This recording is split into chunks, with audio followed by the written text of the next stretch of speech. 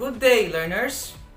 Welcome to this video lesson in English for academic and professional purposes for the second quarter.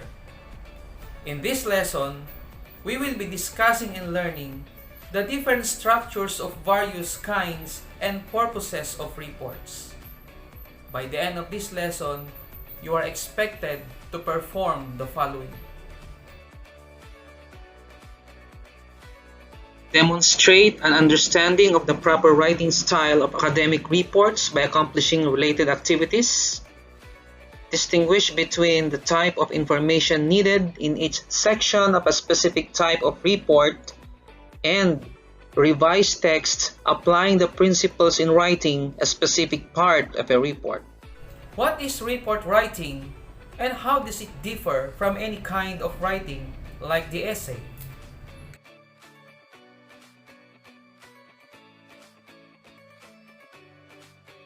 A report presents facts and information, while an essay creates a room for expression of one's opinion.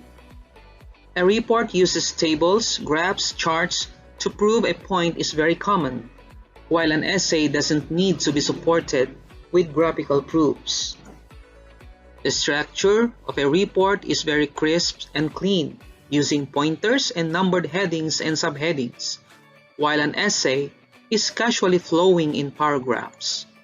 And lastly, a report presents a clear summary of the whole facts and information, while an essay contains logical flow of thoughts but no need of a summary. Then, are the common kinds of reports that we are using nowadays? In the succeeding part of this lesson, you will get to know these kinds of reports that could help you in organizing the contents of your paper. Kinds of reports: field report, laboratory report, and survey report. Field report. It is a kind of report used in providing facts of information related to social work, criminal justice like police and detective reports, education or academic reports, law, healthcare professionals reports, and the like. Purposes of writing field report. First, it is used to describe observations of people, places, and events. Second, it's an opportunity to obtain evidences of contributive professional practices contributing to existing theories. Things to remember in writing field reports. First, the person making the report must conduct research based on data generated by the act of designing a specific study, deliberate observation, synthesis of key findings, and interpretation of their meaning. Second, field reports are written in the past tense of the verb. Parts of a field report. First, the introduction. It states the objectives of the report. Second, description of activities. This contains sufficient details guided by the 5 W's of investigative reporting, like what, where, when, who, and why. We have interpretation and analysis, where it is based on what was actually observed and not on speculations and manipulations of data. We have conclusion and recommendations. It is the brief recap of the entire study. And lastly, the references, which contains the list of materials used in the entire study.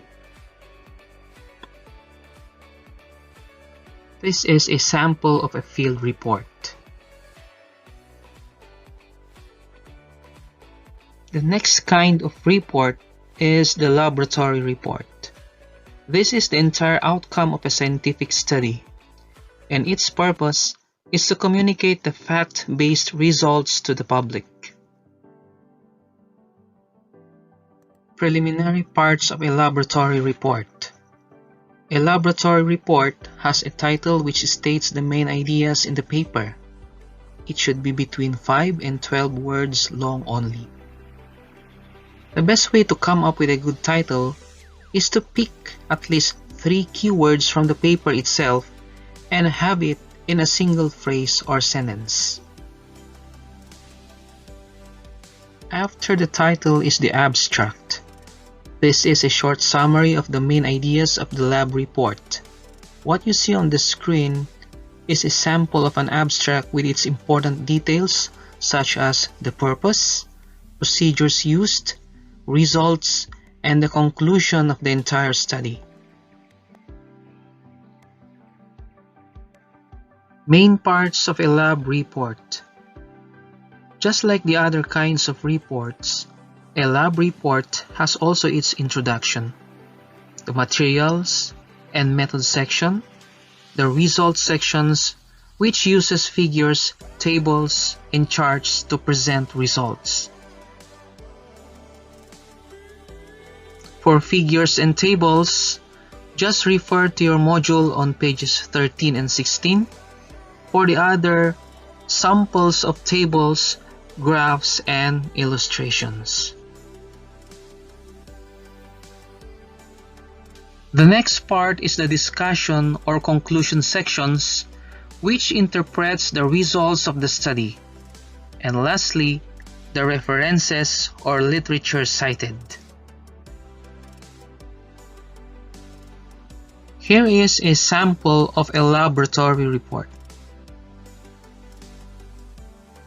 The third kind of report is the survey report.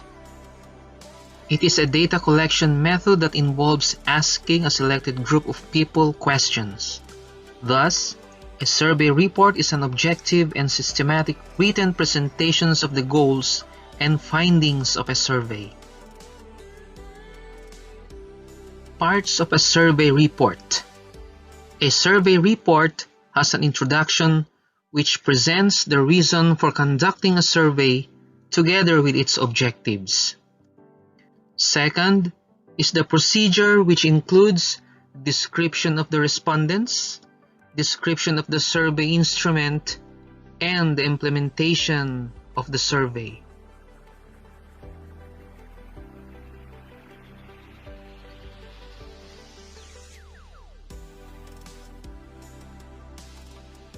Next part is the results section. This is the presentation of answers to the questions in paragraph form, following the order of objectives found in the background and objectives section. Next is the conclusions and recommendations. This contains the recap of key findings of the survey and generalizations of responses. The appendix, which contains selected important contents of the whole paper, like pictorials, communication letters, and the like. And lastly, the references used in the survey.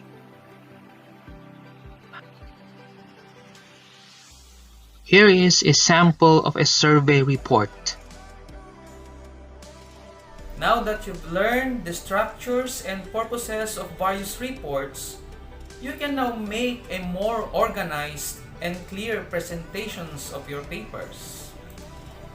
Reports or outputs for this lesson could have been more interesting in a face-to-face presentation.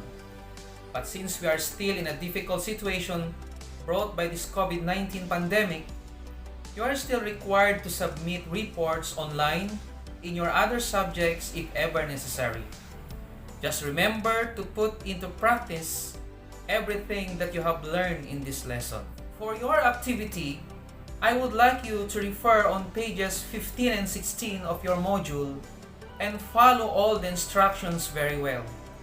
Log in to your LMS and complete this activity under performance tasks for this week.